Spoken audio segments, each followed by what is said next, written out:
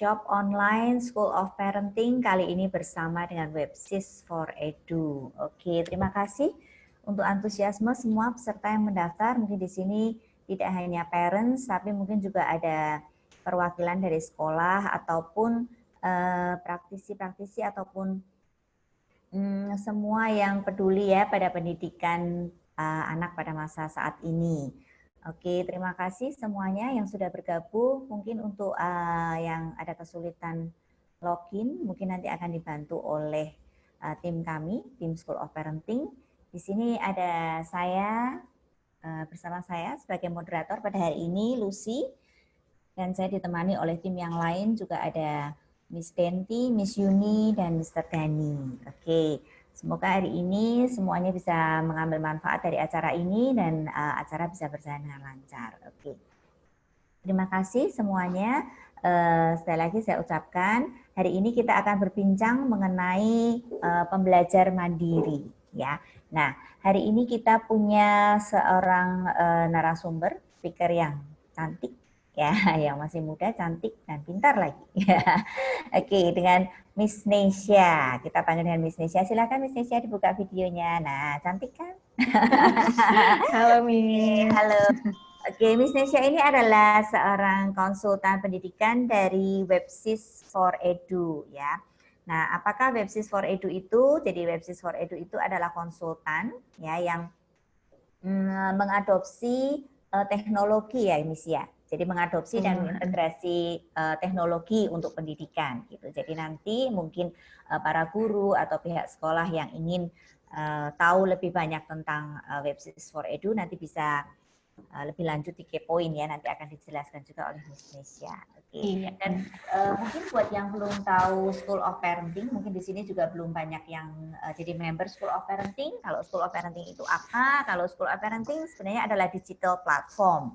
Ya, digital platform itu mungkin kita masih kurang familiar dengan istilah digital platform. Jadi digital platform itu seperti ibaratnya seperti misalnya Gojek atau Tokopedia gitu ya. Jadi yang mempertemukan antara produsen dan konsumen. Nah, kalau di kami School of Parenting adalah sebuah digital platform yang berfokus pada parenting. Jadi kami mempertemukan di platform ini tempat bertemunya para ahli ya yang berfokus di perihal parenting dan juga pengembangan anak dan juga pendidikan.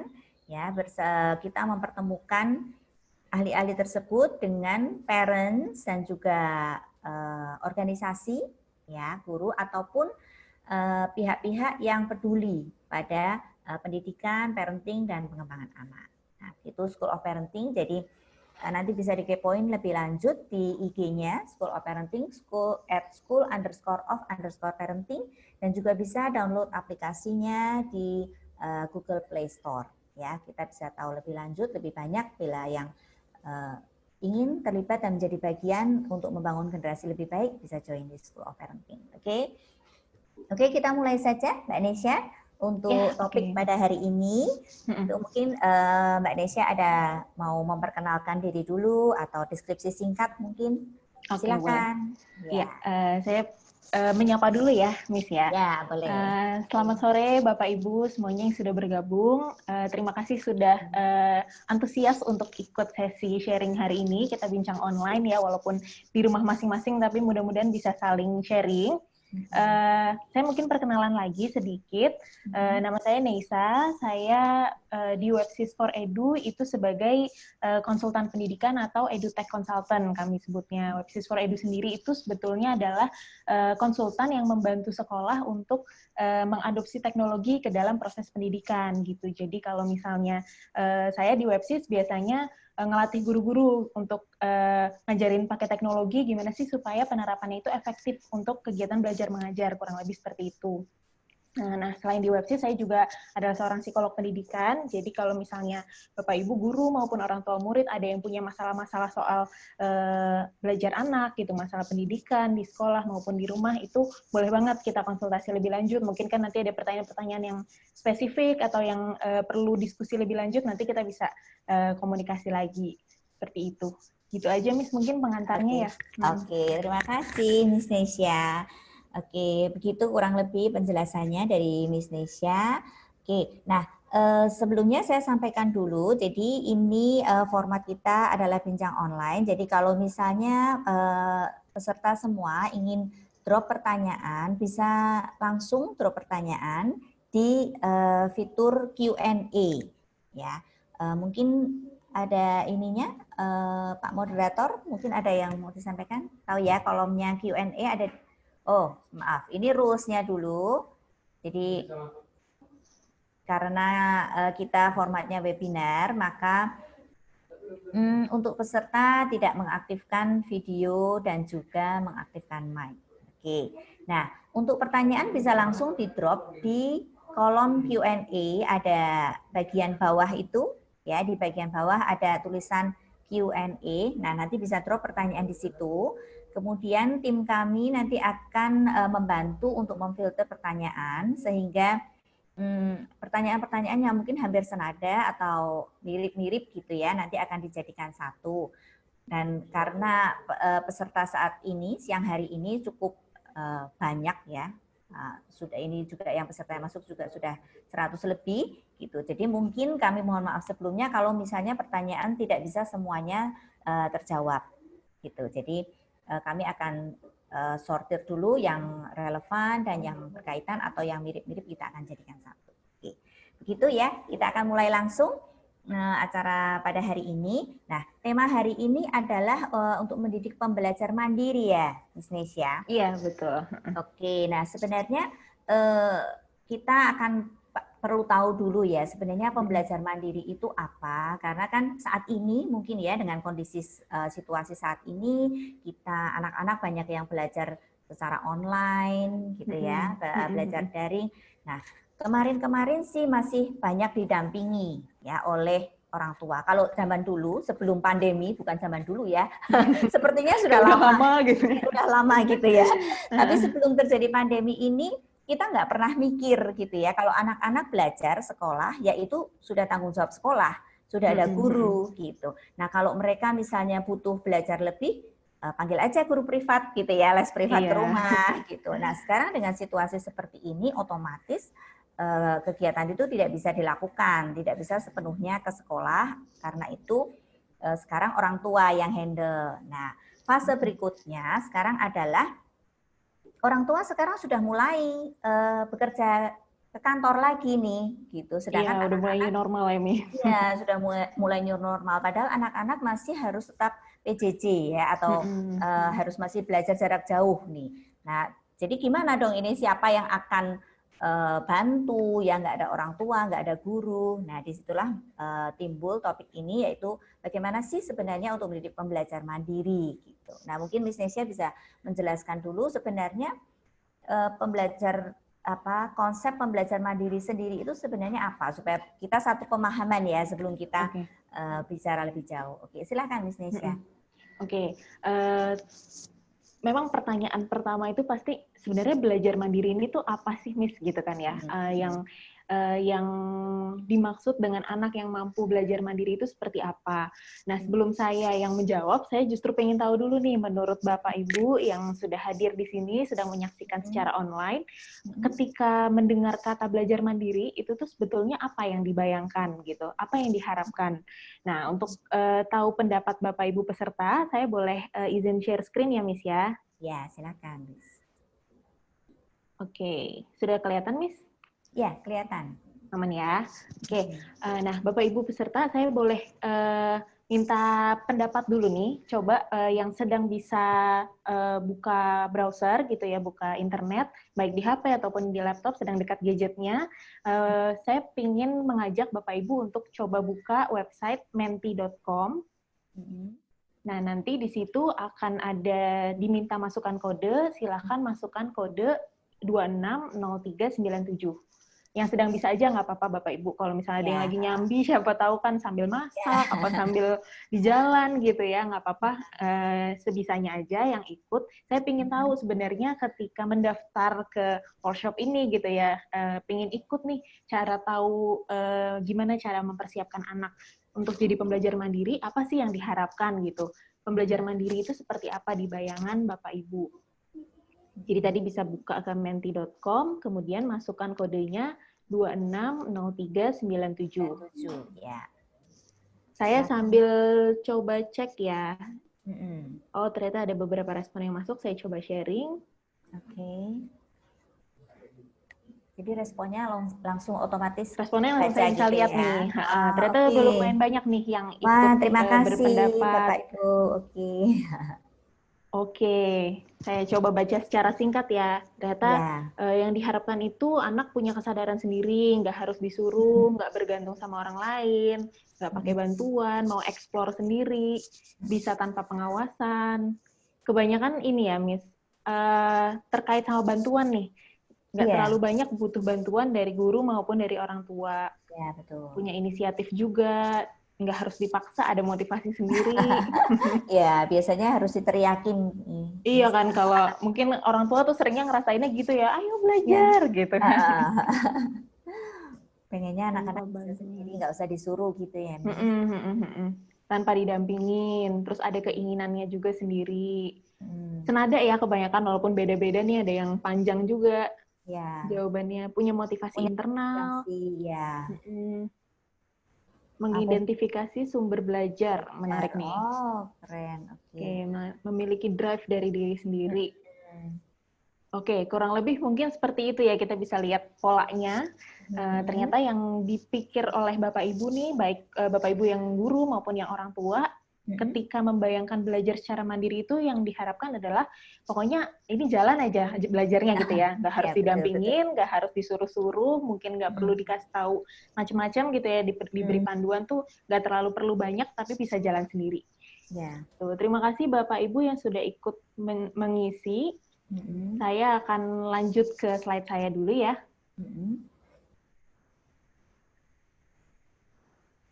Oke, nah ini kalau saya yang mendeskripsikan, sebenarnya belajar mandiri itu simpelnya seperti yang Bapak Ibu tadi sebutkan gitu ya. Mereka bisa belajar sendiri, tapi sebetulnya belajar mandiri itu melibatkan banyak sekali tahapan-tahapan gitu ya.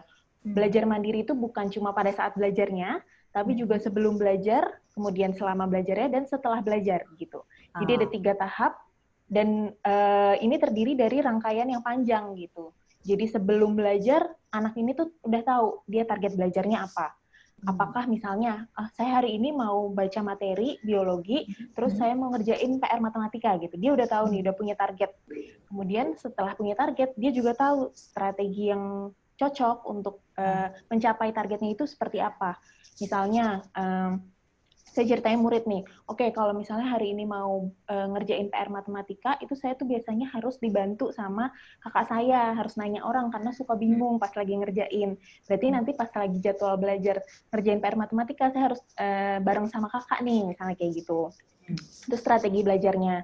Terus juga dia bisa mengatur jadwalnya untuk supaya target itu selesai hari ini, bisa tercapai, maka jam berapa nih harus mengerjakan yang biologi, baca yang biologi, jam berapa harus mengerjakan yang matematika. Dia bisa punya manajemen waktunya sendiri. Itu sebelum belajar, Miss. Nah, pas lagi belajarnya juga dia secara aktif gitu ya, dia memantau dan menyesuaikan proses belajarnya. Jadi ketika misalnya lagi belajar biologi, ternyata ada gangguan nih. Si adiknya nonton TV berisik, dia jadi keganggu. Dia tuh tahu, oh kalau misalnya kayak gini, kayaknya targetnya bisa nggak tercapai nih hari ini. Jadi harus ada penyesuaian. Oke, kalau gitu saya belajar ke kamar deh, supaya bisa konsentrasi sendiri. Kayak gitu. Jadi pada saat lagi belajar juga selalu ada pemantauan dan penyesuaian. Nah, setelah belajarnya, itu juga masih ada gitu ya, pembelajar mandiri itu bisa mengevaluasi dan memperbaiki gitu ya, proses dan hasil belajarnya. Jadi, misalnya tadi ternyata targetnya nggak tercapai nih, karena pas lagi mau ngerjain matematika nggak ada yang bantuin, jadi nggak bisa. Berarti gimana ya, mungkin lain kali dia harus pahamin dulu rumusnya, cara-caranya dia harus tahu dulu, dia baru bisa ngerjain soal-soalnya gitu. Jadi belajar mandiri itu sebenarnya terdiri dari rangkaian yang kecil-kecil dan banyak, tapi ini tuh semuanya keterampilan yang bisa dilatih gitu. Jadi kayak ibaratnya otot gitu, Miss. Ini tuh sesuatu yang kalau misalnya semakin dilatih akan semakin bisa, dan bahkan kalau udah lancar gitu ya, udah biasa, ini tuh nggak perlu terjadi secara satu persatu gitu. Kadang-kadang ini terjadi di otak kita secara cepat aja. Pokoknya semua ini ternyata udah terjadi, nggak harus ditulis, nggak harus ditanya orang, tapi dia sebenarnya melakukan semua proses ini. Inisiatif gitu ya. Gitu. Oke, senang sekali kayak ya. gitu ya, Miss. Nah, ini kebetulan juga langsung ada pertanyaan ini ya, Miss Nesya. Iya, Nah, ini juga sebenarnya yang cukup mengusik saya juga ini, Miss Nesya. Iya, gimana? Kalau misalnya anak untuk usia PAUD gitu, apakah memungkinkan ya untuk bisa punya target sendiri, bisa atur jadwal, kadang-kadang didampingin orang tua aja masih harus ini ya, ada yang mengaku ini masih agak susah moodnya, diajak belajar aja masih rewel gitu. Bagaimana mungkin gitu kalau anak PAUD bisa jadi pembelajar mandiri gitu, Miss? Oke, sebenarnya kalau pembahasan usia ini nanti kita akan lanjutkan lebih detail di workshop selanjutnya ya, Miss ya. Jadi nanti kita akan lihat nih untuk masing-masing usia sebenarnya bisanya seperti apa. Tapi mungkin untuk menjawab secara singkat gitu ya, Miss. Kalau belajar mandiri ini memang butuh kematangan kognitif di level tertentu. Artinya sebelum anak ini bisa belajar mandiri, dia harus berkembang dulu secara sempurna gitu ya kognitifnya. Dan itu memang terjadinya biasanya paling dini, itu baru mulai usia sekitar kelas 3 sampai 4 SD. Gitu. Jadi untuk anak-anak di level yang lebih rendah, masih lebih kecil, di PAUD dan di SD awal, itu memang tahapannya masih perlu dibantu. Mungkin mereka belum bisa tiba-tiba mikir, oke, hari ini aku mau belajar ini nih, mungkin belum. Tapi kita bisa mulai memfasilitasi, bisa mulai membantu dengan cara memberikan panduan gitu, memberikan pilihan. Misalnya anak PAUD kan dunianya bermain ya, Miss. Jadi mereka mungkin bukan tentang belajar ya, tentang mainnya gitu. Hari ini mau main apa gitu ditanya. Mau main Lego, apa main boneka, atau main apa. Jadi dia mulai punya perencanaan gitu. Sebelum dia melakukan, dia mikir dulu, oke, hari ini pengen ngapain, mau ngelakuin apa gitu ya. Mungkin bukan 1 hari ya, mungkin untuk 1 jam ke depan gitu. Masih pendek dan masih kecil-kecil, tapi bisa mulai dilatih. Gitu. Berarti bisa mulai dilatih sejak dini sebenarnya ya. Iya. Nah, nanti untuk lebih detailnya, untuk yang mendidik pembelajar mandiri sesuai usia ini, nanti Miss Nesya akan jelaskan lebih detail dan juga ada teknisnya di workshop nanti tanggal 10. Jadi pastikan juga daftar ya semua parents dan juga para guru di sini. Oke. Nah, pertanyaan berikutnya nih, Miss. Nah, kalau ini pertanyaan yang menurut saya cukup bagus sekali ya. Bagaimana nih merangsang inisiatif anak untuk eksplor materi pelajaran ya? Mungkin kan kalau selama ini, kalau di sekolah ya, sistem yang terjadi saat ini memang lebih banyak sistem yang satu arah ya, Miss. Jadi siswa hanya menerima informasi aja gitu. Nah, ini kan kalau harus tiba-tiba kita switch jadi belajar di rumah, harus belajar sendiri, itu gimana caranya mengeksplor atau saya harus begini begitu gitu. Maksudnya inisiatifnya itu gimana cara melatihnya nih, Miss? Nah, sebenarnya keinginan untuk eksplor gitu, inisiatif itu pasti akan muncul sendiri ketika anak tuh tertarik sama pelajarannya gitu. Jadi jangan tentang pelajaran dulu deh. Misalnya anak tuh lagi seneng nonton kartun apa gitu, atau dia lagi seneng dengan mainan tertentu, pasti nggak ada yang nyuruh dia eksplor sendiri kan. Dia pengen tahu, dia baca-baca mungkin atau nonton tentang itu gitu. Karena dia tertarik gitu, karena dia merasa kegiatan ini nih atau topik ini tuh punya nilai buat dia gitu. Misalnya mainan apa sih kalau apa di anak-anak mungkin ini ya game-game di HP gitu ya kan sering kayak gitu misalnya nggak ada yang ngajak tiba-tiba dia pingin main karena itu kalau misalnya dia main nanti dia di mata teman-temannya misalnya bisa kelihatan keren terus dia bisa makin nyambung kalau ngobrol gitu artinya itu kan ada nilainya buat dia.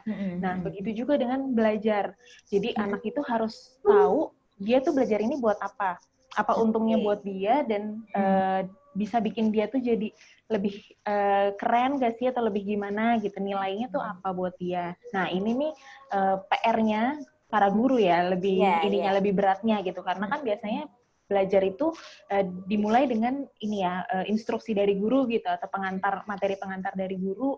Jadi memang di sini guru punya peran besar untuk mengaktifkan gitu mengajak anak-anak untuk pingin tahu dan tertarik sama pelajaran ini gitu. Nah nanti itu teknik-tekniknya gimana ada pembahasannya di belakang dan mungkin nanti bisa lebih jelasnya juga akan di workshop selanjutnya gitu Miss tentang cara-cara melatih gitu. Oke, jadi ini kita itu sebenarnya melatih pembelajar mandiri gitu ya, Miss ya. Jadi bukan berarti kita kasih tools, kemudian anak suruh pelajarin, kemudian tiba-tiba dia jadi pembelajar mandiri. Pasti nggak ada ya cara seperti itu ya. Mungkin Nggak bagaimana instan.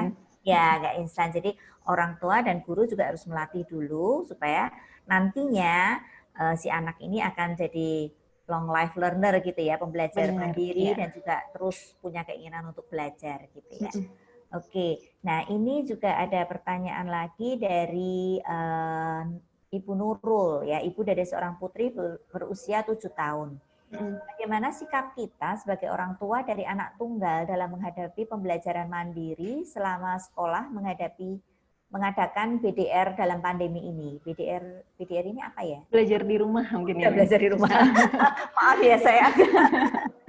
Dan kita keduanya bekerja. Nah ini memang seperti problematika yang dihadapin parent saat ini. Nah kita orang tuanya bekerja, sedangkan anaknya di rumah sendiri belum bisa sekolah. Gitu. Tetap harus belajar di rumah. Gimana ini? Mohon tipsnya gitu, Miss katanya. Ini anaknya usia 7 tahun tadi ya, Miss ya? Ya, betul. Oke, sebenarnya gini ya, kita tuh kalau misalnya, kadang-kadang kita memang punya harapan yang sangat ideal gitu ya. Wah enak nih kayaknya kalau misalnya orang tua harus kerja, anak belajar sendiri di rumah tuh bisa gitu ditinggal. Tapi kan kita juga tetap harus menyesuaikan dengan tahap perkembangannya si anak. Kalau usianya 7 tahun dan memang selama ini biasanya belum terlatih belajar mandiri, berarti mau nggak mau memang dia masih harus didampingi, masih harus ada satu orang, nggak harus orang tua ya, siapapun yang bisa mendampingi dan menjadi guru di rumah gitu lah ya istilahnya, yang membantu anak ini, bisa kakaknya, bisa juga mbaknya mungkin, atau tetangga bahkan, kayak gitu. Jadi ada tuh istilah kalau di bahasa Inggris tuh it takes a village to raise a kid gitu ya. Mungkin Bapak Ibu pendidik pasti familiar nih. Belajar tuh butuh gotong royong gitu ya dari semua lingkungan terdekatnya anak. Jadi kalau misalnya memang situasinya sangat terbatas dan kemampuan serta tahap perkembangan anak itu sendiri juga belum mendukung, memang kita harus pinter-pinter kreatif, cari cara kreatif untuk mendapatkan bantuan gitu, resource-nya dari mana, apakah dari orang-orang terdekat anak yang lain selain orang tua gitu. Tapi memang masih perlu untuk didampingi kalau di usia segitu, meskipun mungkin dibanding anak usia PAUD sudah mulai bisa ya untuk dilatih pelan-pelan gitu. Oke. Ya mungkin seperti di slide-nya di sini yang di-share oleh Miss Nesya ini, mungkin untuk punya tahapan satu target ini aja latihannya harus beberapa waktu, nggak bisa instan ya Miss ya. Benar, iya. Hanya punya target belajar itu juga harus dilatih dulu anak ya. Gimana caranya sih si anak punya target belajar gitu ya. Iya. Nah, kemudian tahu strategi gitu ya selanjutnya. Iya benar, makanya kenapa kita sampai ada sesi khusus yang judulnya mempersiapkan, karena memang persiapannya ini sesuatu yang panjang dan harus berproses gitu ya, harus sedikit demi sedikit pelan-pelan disiapkan. Gitu. Mungkin saya boleh lanjut dulu Miss tentang ini soalnya lagi nyambung nih bahasannya kenapa sih kita perlu belajar mandiri gitu ya. Ya, betul. Nah, ini mungkin tadi juga Miss Lucy udah berikan pengantar, memang situasi saat ini tuh situasi yang rasanya jadi tepat sekali, yang sangat pas gitu ya untuk mendidik, melatih anak supaya jadi pembelajar mandiri. Karena tadi sekolahnya itu masih harus berlangsung jarak jauh, kemudian di sini di rumah sekarang nggak bisa ada guru yang selalu mendampingi gitu. Kalau tadi mungkin Miss Lucy bilang orang tua kadang udah terbiasa, pokoknya yang namanya sekolah itu nganterin anak ke sekolah, habis itu udah kita titip gitu sama guru. Jadi yang penting gurunya ngawasin aja gitu di sekolah. Dan memang seringkali jadinya anak-anak ini karena terbiasa ada pengawasan guru, jadi kontrolnya eksternal, apa-apa harus diingetin, harus ditegur dulu, dikasih tahu dulu gitu ya. Ketika ini berubah ke rumah, ternyata orang tua nggak bisa diharapkan untuk menggantikan peran guru karena punya kesibukan lain gitu, apalagi kalau sudah mulai bekerja gitu. Jadi secara situasi memang betul sekarang jadi penting banget untuk bisa belajar mandiri. Tapi yang saya juga ingin tekankan gitu ya, selain karena situasinya, belajar mandiri ini juga punya banyak manfaat, Miss. Jadi ini banyak sekali ya penelitian-penelitian tentang ini, dan ternyata manfaat dari kebiasaan belajar mandiri itu berguna sampai anak tuh benar-benar sampai dia udah jadi orang dewasa gitu sepanjang hidup. Anak-anak yang biasa belajar mandiri itu jadi lebih bisa kenal gaya belajar mereka. Karena kan tadi mereka biasa evaluasi gitu ya, biasa mikir strategi sendiri, jadi mereka tahu, oke, kalau misalnya aku belajar biologi, itu tuh aku harus bikin mind map. Soalnya kalau misalnya nggak kayak gitu, biasanya suka lupa gitu. Jadi dia tahu cara-cara belajar yang paling efektif buat dia. Terus jadi lebih termotivasi juga untuk belajar, karena memang mereka udah biasa inisiatif ya. Ini semua tuh memang kemauan mereka sendiri, jadi mereka bertanggung jawab dan lebih semangat gitu buat belajar. Nah, ternyata ini juga akhirnya membuat prestasi anak-anak di sekolah tuh bisa lebih baik kalau sudah terbiasa untuk belajar mandiri. Karena tadi kan mungkin mereka jadi lebih bertanggung jawab, lebih bisa eksplor sendiri, lebih bisa evaluasi sendiri, akhirnya itu juga berdampak pada prestasinya. Kemudian mereka juga ditemukan lebih percaya diri. Karena apa? Karena mereka biasa ngandelin diri mereka sendiri kan gitu. Jadi nggak usah ada siapa-siapa, mereka bisa akhirnya itu kebawa ke hal-hal lain untuk mungkin aspek lain ya selain belajar. Mereka juga tahu mereka tuh bisa mengandalkan dirinya, makanya jadi lebih percaya diri gitu. Terus mereka juga pandangan terhadap masa depan tuh lebih optimis karena mereka ngerasa ini masalah belajar aja mereka bisa nanganin. Nanti kalau dia ketemu masalah-masalah lain di masa depan mereka, kayaknya bisa juga deh diatasi sendiri gitu. Dan yang paling penting ini nih yang tadi Miss Susi bilang, jadi lifelong learner gitu. Jadi pembelajar sepanjang hayat karena biasa kalau ada masalah ya udah kita cari caranya, belajar lagi sendiri, cari tahu solusinya, terus nanti evaluasi sendiri gitu. Jadi ini benar-benar skill yang akan bermanfaat sepanjang hidup anak gitu. Ya, betul. Oke. Bahkan mungkin sampai nanti kerja, sampai dewasa gitu ya. Benar, nanti iya. Jauh dari orang tua, jadi nggak perlu harus ada kontrol orang lain, tapi ada inisiatif sendiri gitu ya. Benar. Ya, oke. Pada saat jadi pekerja pun mungkin ini juga jadinya lebih bisa diandalkan gitu ya sama atasannya, nggak perlu disuruh-suruh, nggak perlu diinget-ingetin, dia beres sendiri gitu pokoknya. Ya, berarti ini memang keterampilan yang memang sebenarnya perlu ya dimiliki ya. Nah, kebetulan ini situasinya memang mengharuskan ini anak-anak jadi pembelajar mandiri ya. Oke. Iya. Nah, ini ada pertanyaan lagi nih, Miss.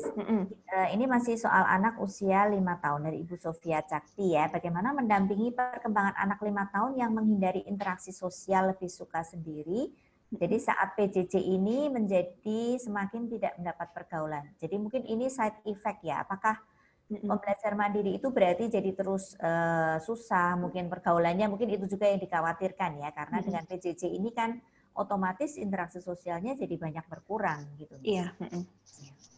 Kalau tentang pergaulan, maksudnya gini, mungkin yang perlu diluruskan tentang belajar mandiri itu bukan berarti kalau dia belajar mandiri artinya dia nggak butuh orang lain gitu ya.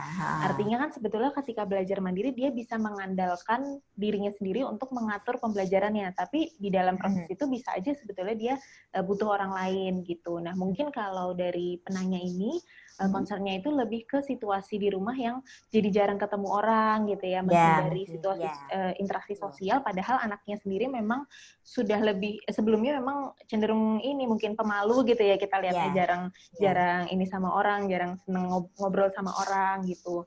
Nah ini memang kalau kita lihat lagi ke tahap perkembangan ya, di usia 5 tahun itu kan masih usia PAUD, usia TK gitu ya, dimana memang tugas perkembangan anak di usia ini itu salah satunya adalah belajar berinteraksi sosial, dia perlu bisa hidup berdampingan sama orang, perlu ngerti aturan, perlu bisa ngobrol sama orang lain, baik itu teman sebaya maupun orang dewasa, supaya nantinya ketika di SD, di mana mereka belajar bareng-bareng sama orang lain tuh jadi lebih terbiasa gitu. Nah, yang perlu diperhatikan ketika situasi belajar di rumah adalah untuk tetap menciptakan kesempatan interaksi itu gitu.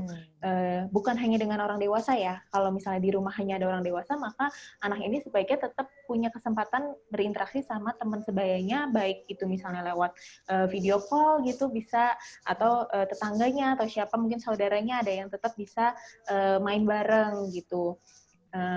Atau kalau misalnya orang tua ini bisa mendampingi gitu ya, sebenarnya belajar dengan orang tua, berinteraksi sama orang tua ini juga udah bisa menjadi tetap melatih keterampilan sosial anak gitu. Nah mungkin situasinya kalau misalnya anak-anak ini ya sebenarnya kalau misalnya dia sudah menarik diri dari lingkungan sosial nih, kita perlu lihat dulu sudah sejauh mana gitu ya, Miss. Ya, betul. Apakah itu sudah sesuatu yang Serius. perlu diwaspadai Ya, gitu. okay. Kalau misalnya memang masih cukup normal, ya ini aja dibanyakin kesempatannya aja untuk bisa interaksi sama teman-temannya. Ya, oke. Mungkin perlu ditegaskan mungkin bahwa belajar mandiri, pembelajar mandiri itu bukan berarti belajar sendirian gitu ya, Miss ya. Iya, benar. Jadi perlu dibedakan. Jadi mandiri itu bukan sendirian, bukan otomatis sendirian, tapi masih bisa dengan teman-teman lainnya ya, hanya inisiatifnya aja. Oke. Iya. Nah, ini ada pertanyaan juga dari Ibu Ririn Triratnasari, bagaimana mengevaluasi efektivitas keberhasilan pembelajar mandiri untuk anak SD kelas 6? Nah, ini masalah evaluasi ini, Miss. Gimana ya? Efektivitas dari kemampuan belajar mandirinya berarti ya? Keberhasilan. Oke. Keberhasilan. Apakah dia sudah berhasil gitu jadi pembelajar mandiri? Oke. Ini salah satu alat bantunya untuk melihat efektivitas ini sebenarnya akan kita bahas juga nih, Miss, di workshop tanggal 10 Juli. Saya kasih teaser sedikit ya. Jadi guru ini bisa menggunakan alat bantu berupa semacam jurnal belajar kalau kami bilangnya. Jadi bayangin aja kayak diary gitu ya, di mana kita nulisin macam-macam gitu, tapi ini tentang proses belajarnya. Jadi anak disuruh aja nulis jadwal dia belajar tuh seperti hari ini seperti apa. Terus apakah itu tercapai nih, misalnya jam 8 sampai jam 10 mau belajar apa, sudah tercapai atau belum, ada checklistnya gitu misalnya. Terus nanti hasil belajarnya seperti apa, tuangkan di situ, nggak harus catatan, boleh coret-coretan, boleh mind map, boleh mungkin dia mau gunting-gunting foto-foto ditempel atau seperti apapun, yang penting ada hasil belajarnya. Nah, ini nih sebenarnya alat bantu yang bagus banget, karena buat guru pun ini bisa dikumpulin gitu, bisa dijadikan sumber data buat menilai anak ini benar belajar mandiri atau enggak sih gitu. Selain dari itu, tentunya dari orang-orang yang bantu anak di rumah, dari orang tuanya misalnya, ditanya aja proses belajarnya sejauh ini seperti apa gitu. Jadi guru tuh udah punya indikator dulu ya, misalnya kriteria anak yang belajar mandiri itu seperti apa, nanti kita lihat apakah itu sudah tercapai dengan nanya ke orang tuanya gitu sih. Oke, berarti mungkin ini ya, Miss ya, mindset kita juga harus berubah dulu ya. Kadang-kadang kalau menilai keberhasilan itu biasanya scoring ya. Biasanya kan kalau di sekolah itu ini berhasil atau enggak, sekolahnya udah ada nilainya 987 gitu ya. Iya. Atau enggak. Nah, untuk pembelajar mandiri ini mungkin penilaiannya bukan scoring gitu ya, Miss ya. Jadi lebih ke proses gitu ya. Benar, iya. Jadi nggak semua hal yang dinilai itu harus berupa angka gitu ya, Miss, akhirnya gitu. Tapi kita bisa lihat dari prosesnya dan dari kualitasnya gitu, bukan kuantitasnya. Ya, oke. Nah, ini mungkin parents dan guru juga perlu ketahui ya, bahwa ini kita bisa menilai dari proses ya untuk belajar mandiri. Oke, nah ini ada pertanyaan lagi dari Bu Wahyuningsi Lestari. Bagaimana mempersiapkan anak untuk masuk boarding atau asrama? Karena mau tidak mau dia harus jadi pembelajar mandiri. Nah, benar nih. Oke, nah ini nyambung sebenarnya ke bagian inti kita nih yang saya udah siapin di slide di bawah. Ya, silakan. Saya mungkin lanjut ya sekalian. Judul bincang online kita ini kan mempersiapkan anak untuk menjadi pembelajar mandiri. Nah, gimana sih cara persiapannya gitu? Nah, saya mau jawab dengan mindset ini dulu nih. Kita tuh seringkali ketika berpikir tentang belajar, itu kita mengasosiasikannya, menghubungkannya tuh, oh belajar tuh pasti tentang kognitif, tentang pikiran kita, tentang otak gitu, sesuatu yang terjadinya di situ gitu ya. Jadi kita langsung mikir gimana cara ngelatih anak bisa berpikir kritis, bisa inisiatif gitu, semua tuh kemampuan kognitif. Tapi sebetulnya belajar itu tuh sangat dekat juga kaitannya dengan hati. Jadi anak tuh harus senang dulu sama belajar, anak harus tertarik dulu sama proses belajar gitu. Makanya saya mau jawab bagaimana mempersiapkan anak belajar mandiri itu dengan cara fokus ke hatinya dulu nih, ke motivasinya dulu. Gimana cara memotivasi anak untuk belajar mandiri gitu. Nah, di sini ada beberapa tips ya yang saya bisa share.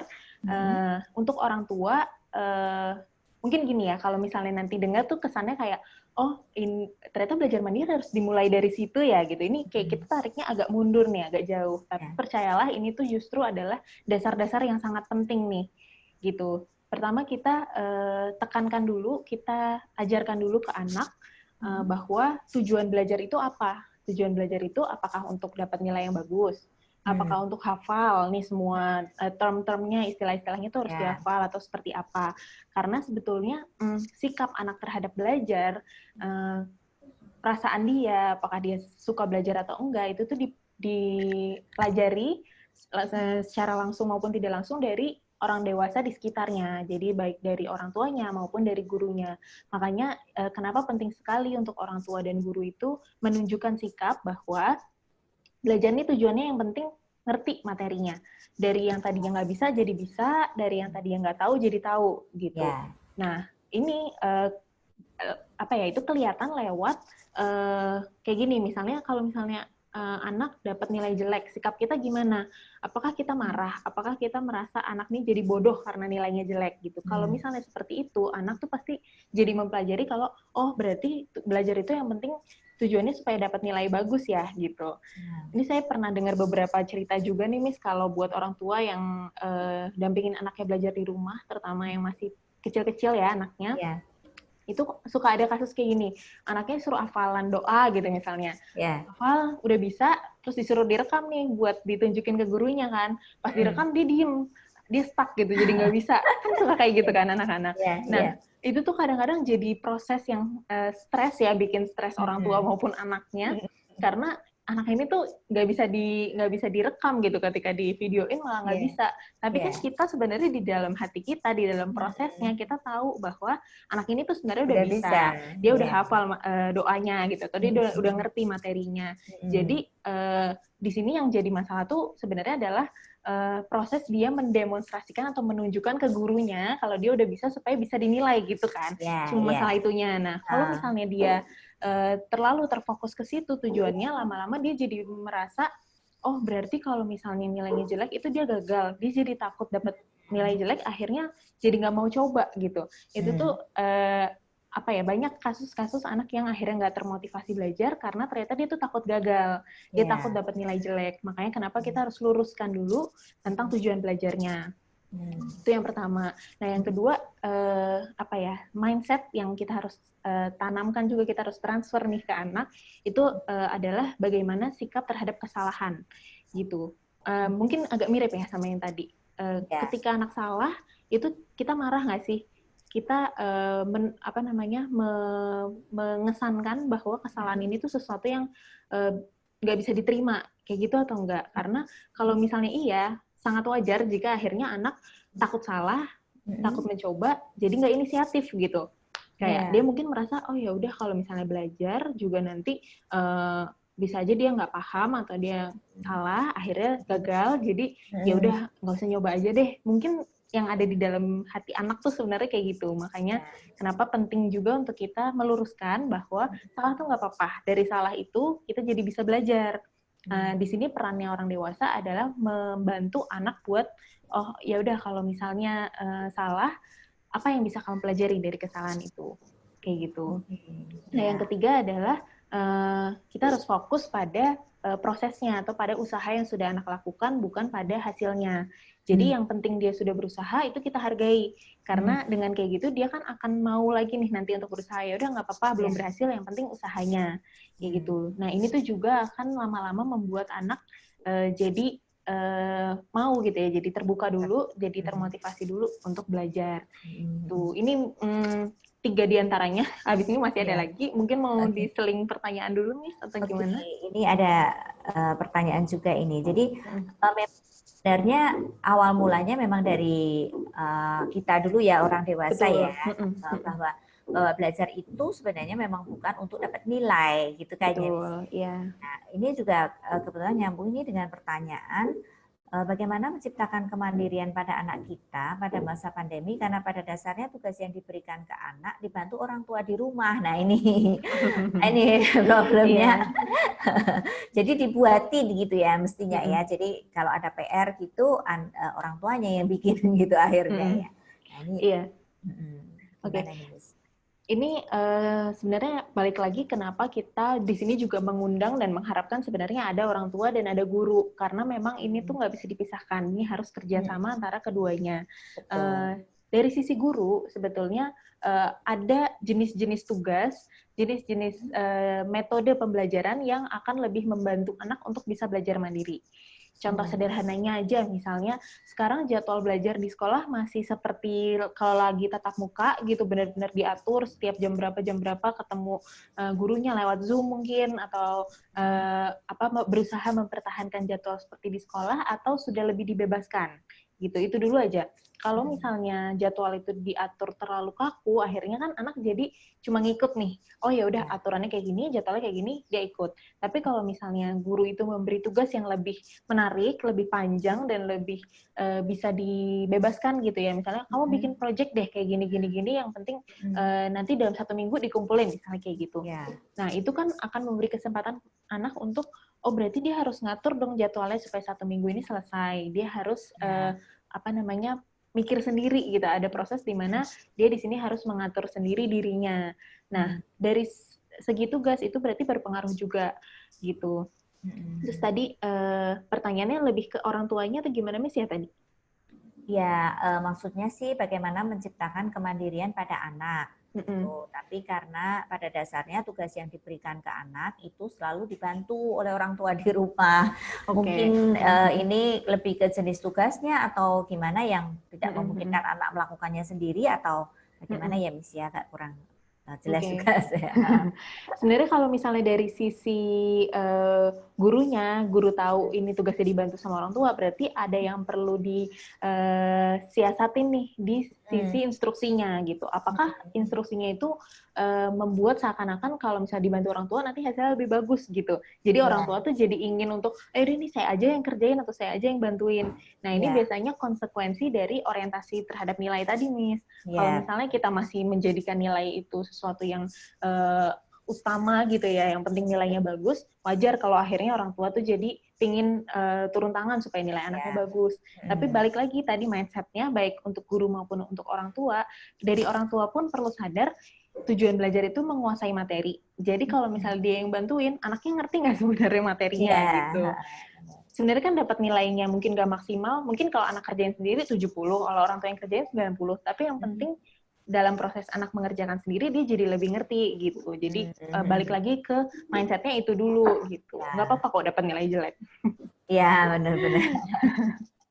Oke, jadi sebenarnya kalau mau mendidik anak untuk bisa jadi pembelajar mandiri, ya orang tuanya harus bisa lepasin dulu ya, maksudnya benar-benar mau seperti anak naik sepeda ya Miss ya, gitu. Kalau dipegangin terus ya nggak bisa-bisa gitu ya. Iya benar. Mungkin pas dilepas ada jatuhnya dulu sedikit nggak apa-apa. Kan tugas orang tua tuh menghibur dan membantu ya ketika dia jatuh gitu. Tapi yang penting dilepas aja dulu. Betul. Oke. Nah, ini ada pertanyaan selanjutnya, Miss. Apakah ada efek negatif dari pembelajaran mandiri? Gitu. Ada nggak kira-kira Miss efek negatifnya? Mungkin bukan dari belajar mandirinya ya, tapi dalam prosesnya mungkin ya. Jadi kayak tadi misalnya anak udah terbiasa semuanya dibantu, sekarang kita mau latih sedikit demi sedikit dilepas. Mungkin dalam proses itu kayak tadi naik sepeda pasti ada jatuhnya. Mungkin di sini ada proses di mana anak akhirnya nilainya jadi turun dulu sebelum dia bisa ngelihat dulu nih, oh ternyata ini jadi ada masalah, dan dia akhirnya berusaha memperbaiki itu gitu. Mungkin akan ada sedikit jatuhnya, sedikit kesandungnya gitu, tapi pada akhirnya itu akan lebih bagus buat anak secara jangka panjang gitu. Jadi untuk di prosesnya mungkin kita perlu siapin diri kita juga bahwa ini pasti akan berdinamika gitu ya, ada fluktuasinya. Iya betul. Gitu.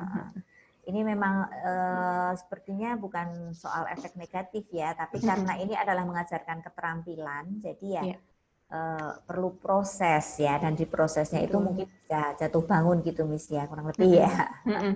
Oke. Mungkin Miss Nesya mau dilanjutkan dulu, ada slide tambahan sebelum saya ke pertanyaan berikut.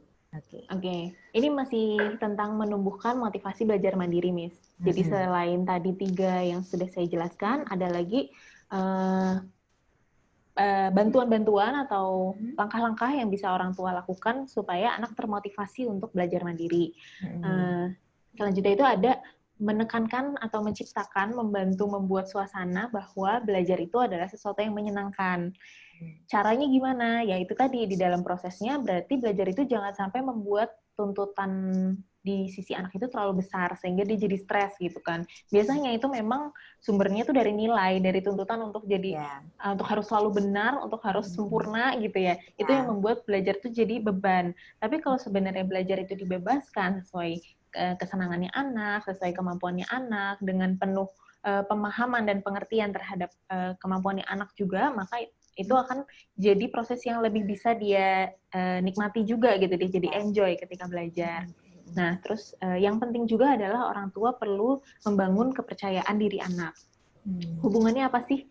Gini, kalau misalnya kita disuruh lakuin sesuatu sendiri, tapi kita nggak tahu nih kita bisa atau nggak, pasti kita jadi ragu-ragu gitu kan. Jadi, iya nggak ya nih, soalnya takutnya nanti salah, takutnya gagal gitu. Jadi, karena dia nggak pede, dia jadi nggak bisa dilepas gitu, susah. Nah, makanya orang tua harus membangun kepercayaan diri anak dengan cara apa? Dengan cara itu tadi, kalau misalnya anak udah mencoba, udah berusaha, maka itu dijadikan apa ya, kita acknowledge itu, kita akui itu sebagai sesuatu yang hebat dari dia gitu. Jadi kita kalau memberi gitu memberi apresiasi itu pada prosesnya gitu ya. Jadi hebat deh tadi kakak udah belajar, udah baca bukunya lama loh, tadi lumayan setengah jam gitu misalnya, itu hebat loh kayak gitu. Bukan pada kakak dapat nilai 100 gitu, bukan cuma itu aja yang perlu dipuji gitu, tapi proses-proses usaha-usaha yang dia lakukan itu akan membangun kepercayaan diri anak juga gitu. Nah, terus ini poin yang bisa dicoba juga nih, Miss. Latihan main bertujuan. Kalau tadi itu kan kita bahas tentang proses belajar yang bertujuan gitu ya, gimana cara dia punya target, bikin strategi sendiri, memantau dirinya kayak gitu. Tapi kan ini akan susah ketika ini proses belajar yang anak sendiri kadang-kadang buat belajar aja malas gitu ya. Atau kita lihatnya dia masih kurang termotivasi lah gitu. Nah, jadi coba aja latihan seperti itu, tapi untuk hal yang dia suka. Misalnya entah main atau untuk hobi-hobinya gitu. Misalnya anak senangnya apa sih? Misalnya anak lagi senang main badminton gitu misalnya, atau apa sih kalau anak zaman sekarang lagi senang nonton apa gitu. Nah, kita coba latih untuk punya perencanaan, punya target terhadap aktivitas ini gitu. Jadi oke, kamu pengen belajar main apa gitu. Nah, nanti kamu punya pinginnya kayak gimana nih main ini. Misalnya mau main badminton sama kakaknya, targetnya dia harus bisa dapat skor berapa gitu. Nah, untuk mencapai target itu, maka apa yang harus dilakukan? Maka dia harus latihannya tuh seberapa sering gitu. Jadi kita latih keterampilan tadi, keterampilan membuat tujuan, membuat jadwal, terus merinci itu ya, jadinya setiap jam berapa harus ngapain, udah terjadi atau belum. Itu di proses yang dia senang dulu, hobi-hobinya dia dulu, aktivitas yang ringan-ringan dulu gitu. Kalau dia udah terbiasa di situ dan bisa lihat manfaatnya, oh ternyata kalau misalnya saya punya target, terus saya disiplin, itu jadi lebih mudah loh buat mencapai apa yang saya pingin gitu. Nah, itu nanti dia akan bisa melihat nilainya juga untuk proses belajarnya dia. Oh, berarti di pelajaran juga bisa seperti ini nih. Oke, benar-benar Miss. Kalau misalnya, kalau anak saya nih Miss, misalnya ini sekedar sharing ya, kalau anak saya suka main game, jadi mungkin bisa juga dibuat tujuan gitu ya, misalnya di game sendiri dipelajarin strategi apa gitu, mungkin modelingnya juga sama gitu ya. Kalau anak-anak sekarang kan sukanya main games nih soalnya. Pasti ini ya, game-game yang udah gadget gitu ya, Miss. Udah gadget. Mungkin juga bisa dimaksimalkan ya, sehingga benar-benar. Karena kan di game itu sebenarnya juga sangat ada strateginya tuh ya, Miss. Jadi mungkin dia udah coba nih strateginya, kalau misalnya dia bikin main barengnya sama tim yang ini, dia tuh jadi susah buat menang karena tim-tim yang ini tuh mungkin mainnya belum terlalu jago gitu. Jadi strategi dia harus cari teman main yang lebih jago-jago nih, lebih bisa bantu dia kayak gitu. Itu kan juga salah satu contoh evaluasi dan perbaikan dalam hal strategi gitu. Oke, terima kasih Miss. Nah ini ada pertanyaan lagi nih, wow, bentar, pertanyaannya masih banyak soal. Oke. Nah, apakah jika anak usia 6 tahun setelah lulus TK tidak melanjutkan SD karena usia masih kurang 1 tahun, sedangkan teman-temannya seusianya kebanyakan sudah masuk SD, apakah berpengaruh ke psikologis anak? Bagaimana cara belajar efektif selama 1 tahun menunda masuk SD agar anak bisa belajar mandiri tanpa paksaan, tanpa membuat stres anak dan ortu? Gitu. Jadi maksudnya ini 1 tahun di rumah gitu ya, karena usianya belum cukup gitu. Jadi apakah anak bisa belajar mandiri selama itu? Oke. Gimana Miss? Kalau untuk dampaknya terhadap psikologis anak, sebenarnya tergantung apa yang pada akhirnya dia lakukan di masa dia menunda sekolah ini, gitu. Kalau misalnya terus dia menunda sekolah di rumah jadi nggak produktif gitu ya, nggak produktif artinya mungkin dia jadi nonton TV terus atau dia main game terus, main gadget terus kayak gitu, itu bisa berdampak negatif. Tapi kalau misalnya orang tuanya melihat ini sebagai oh ya udah ada kesempatan anak ini bisa belajar di rumah dibantu oleh orang tuanya.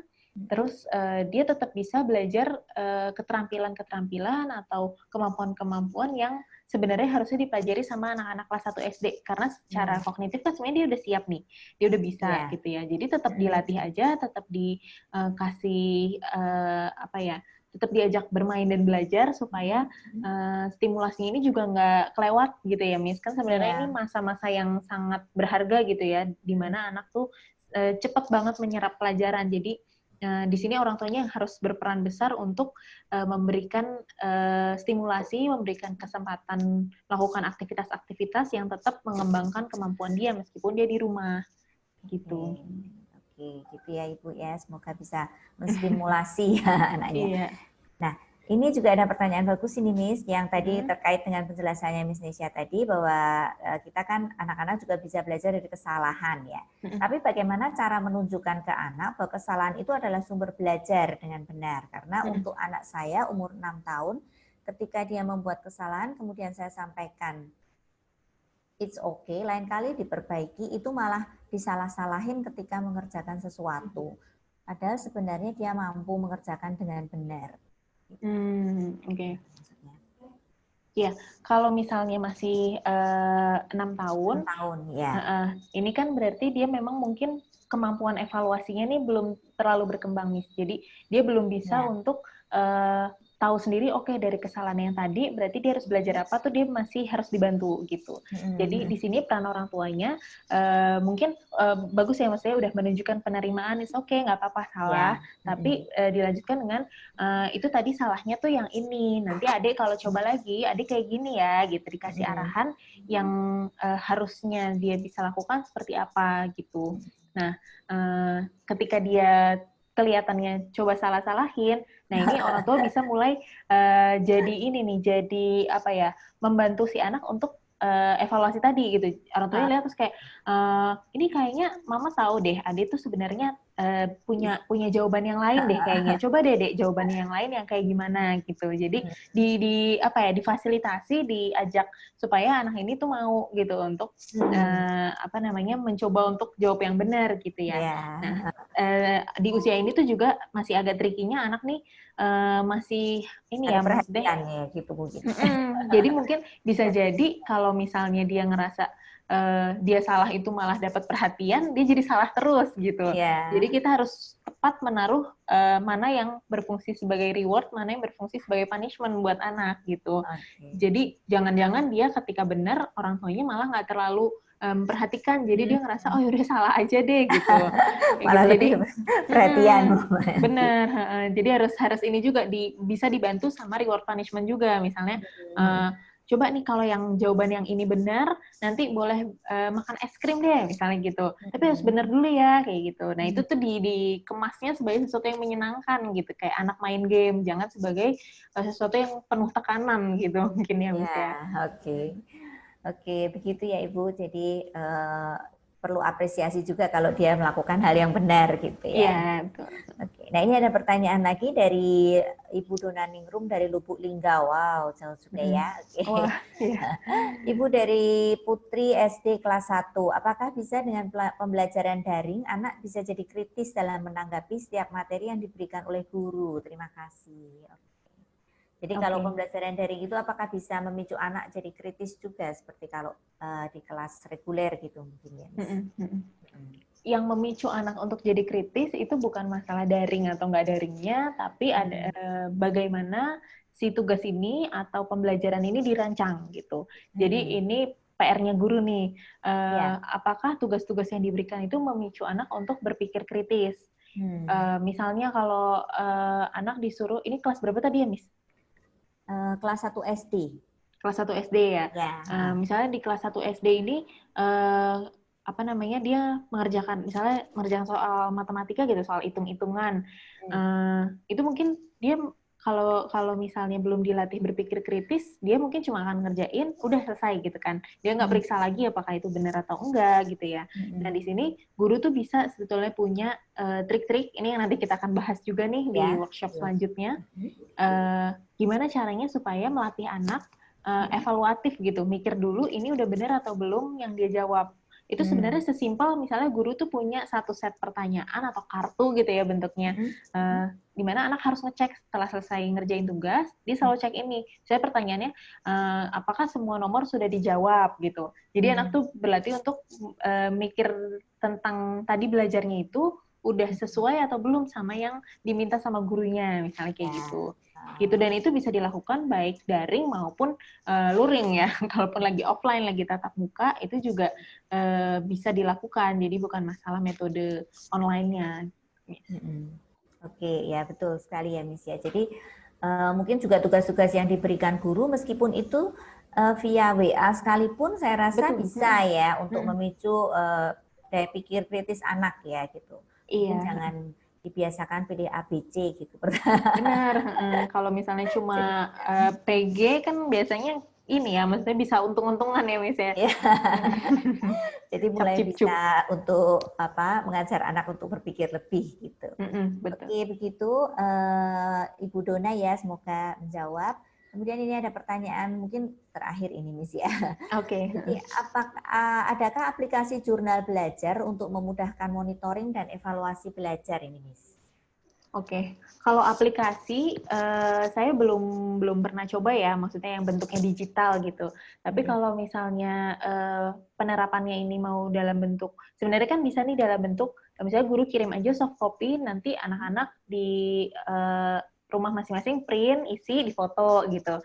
Nah itu Bapak Ibu bisa, kami kebetulan di website ada buku tentang ini dan bisa download template atau contoh si jurnal belajar ini. Jadi mungkin dengan sekalian saya share ya Miss ya, untuk materi hari ini Bapak Ibu bisa download di aplikasi Websis Media. Aplikasi ini punya banyak, kami bikin banyak buku-buku seputar belajar di rumah, baik untuk guru maupun untuk orang tua, dan seputar penggunaan teknologi dalam pengajaran, dan banyak yang gratis. Jadi Bapak Ibu bisa langsung akses dan baca sendiri. Nah, Bapak Ibu bisa daftar di link ini bit.ly/websismediasop. Nah, di situ Bapak Ibu nanti bisa lihat salah satunya adalah buku judulnya Belajar Mandiri dengan Jurnal Belajar Murid. Nah, di situ kami sudah memberikan template yang gratis, Bapak Ibu bisa langsung kirim ke anak-anak dan minta mereka print sendiri. Di situ tuh udah ada template, berarti yang harus anak isi itu mereka harus bikin target belajar dulu, harus bikin jadwal belajarnya, terus nanti ada pemantauannya, ada hasil belajarnya, itu sudah tersedia. Jadi bisa langsung dipakai oleh Bapak Ibu guru. Oke, jadi itu juga menjawab pertanyaan tadi yang menanyakan apakah materi hari ini akan di-share. Jadi silahkan yang menginginkan materi pada hari ini bisa masuk ke sini tadi ya, download materi hari ini di Websis Media. Gitu. Oke, nah itu tadi sudah pertanyaan terakhir, Miss Nesya. Mungkin ada ini lagi yang Miss Nesya sampaikan sebelum kita tutup.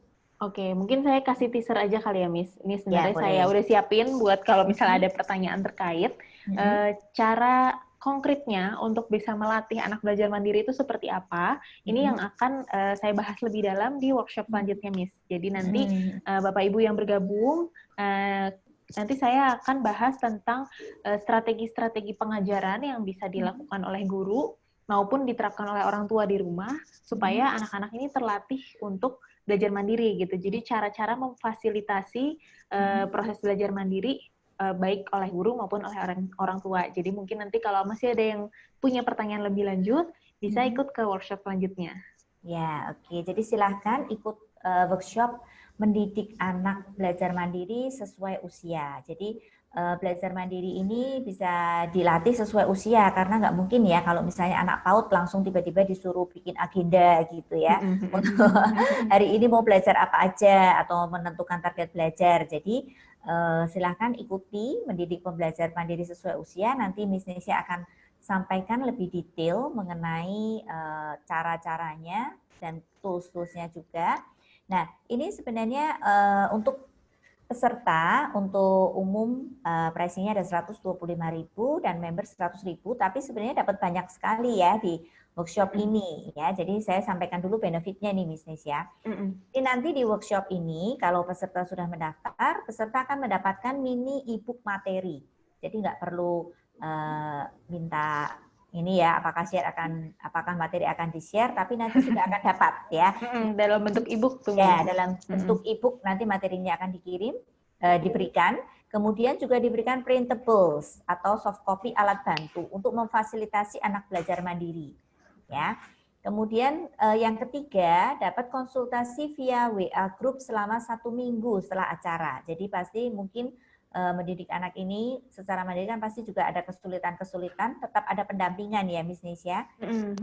Ada konsultasi via WA group. Kemudian yang berikutnya adalah konsultasi individual online seputar PJJ atau belajar dari rumah ini untuk 3 peserta yang nge-post review materi terbaik di Instagram. Jadi banyak sekali benefitnya. Jadi pastikan peserta mendaftar di workshop online mendidik pembelajar mandiri sesuai usia. Oke, akhir kata saya ucapkan terima kasih untuk materi hari ini. Iya, terima kasih banyak Bapak Ibu yang sudah bergabung dan diskusi.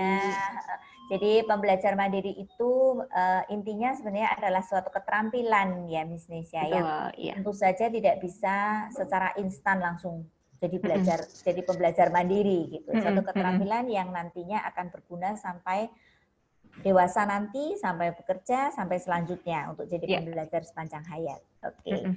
Oke, terima kasih semuanya untuk acara hari ini. Semoga bermanfaat. Amin, semoga bisa ada manfaatnya untuk Bapak Ibu sekalian. Nah, terima kasih juga untuk Miss Nesya dan juga Websis for Edu. Saya sebelumnya juga menginfokan akan ada workshop-workshop lanjutan dari School of Parenting untuk terus mengasah kita, untuk kita juga jadi pembelajar-pembelajar mandiri, ya. Oke, jadi kita bisa di sini bisa belajar berkebun, grow your own food, berkebun itu mudah, ya. Ini juga sangat menarik, ya, karena dengan mengikuti workshop ini juga ada paket berkebun, paket komplit dengan pendampingan cara berkebun sehingga anti gagal, ya, didampingin sampai panen, ya, senilai Rp700.000, tapi peserta cukup membayar Rp175.000 saja untuk member, ya. Kemudian juga ada kita belajar mengenai speech delay, gitu, tidak menunda segalanya, bahwa anak yang mengalami speech delay itu bukan berarti akhir dari segalanya atau penundaan dari segalanya. Kemudian juga ada berikutnya adalah membesarkan anak introvert, ya, bahwa anak introvert itu beda dengan anak pemalu. Nah, apa itu anak introvert? Apakah anak introvert harus dipaksa-paksa menjadi ekstrovert untuk jadi punya teman banyak? Nah, nanti kita bisa juga belajar di sini di workshop online di School of Parenting. Pastikan kalau jadi member kita bisa dapat free, ya. Oke, kemudian untuk anak-anak, untuk aktivitas anak-anak, kita juga punya banyak kegiatan, banyak acara. Kita bisa, anak-anak bisa belajar seni peran, ya. Kalau belajar seni peran belum tentu harus jadi aktris nantinya, ya. Tapi belajar seni peran, olah tubuh itu penting juga untuk anak-anak, itu suatu keterampilan. Kemudian berikutnya juga ada rahasia desain sukses di Threadless, ya. Jadi ini diajarin langsung oleh desainer terkenal, ya, yang sudah sukses mendesain kaos di Threadless, ya, yang bisa dijual juga. Kemudian ini kita juga belajar fotografi dasar dari fotografer yang masih sangat muda, masih usia 20 tahun, ya bisa belajar banyak, ya dia sudah mendunia juga. Silahkan bila anak-anak Bapak Ibu sekalian kalau mau belajar sangat banyak kesempatan, ya silahkan juga daftar jadi member SOP untuk mendapatkan berbagai kemudahan dan banyak potongan tentunya ya untuk mengikuti belajar-belajar yang banyak ini. Oke. Demikian saya sampaikan, saya Lucy beserta tim SOP, Miss Nesya juga beserta tim Websis Edu mengucapkan terima kasih. Mohon maaf bila ada salah-salah kata dan juga pastikan kita semua peserta mendaftar di workshop berikutnya. Terima kasih. Terima kasih. Terima kasih Miss Nesya. Sampai ketemu di workshop selanjutnya. Oke, makasih. Oke, terima kasih Kak Nesya untuk sharing ilmunya dari peserta. Terima kasih. Sama-sama, terima kasih juga. Saya lagi baca-bacain juga. Ya, terima kasih banyak Miss Nesya. Oke. Oke, terima kasih semuanya. Terima kasih juga Bapak Ibu semua. Kalau webinar kita nggak bisa foto bareng.